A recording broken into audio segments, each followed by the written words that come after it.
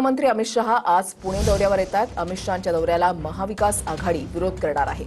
जेएनसीच्या आंदोलनावर अमित शहा पहिल्यांदाच बोलणार आहेत। शहा लोकमान्य टिळक राष्ट्रीय पुरस्कार देऊन तोवाल यांना सन्मानित करतील।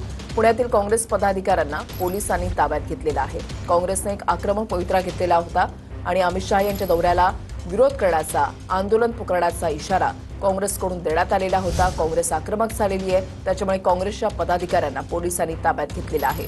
ज्या मार्गावरून अमित शहा यांचा ताफा जाणार त्या ठिकाणी आंदोलन करण्याचा इशारा काँग्रेसकडून देण्यात आलेला होता।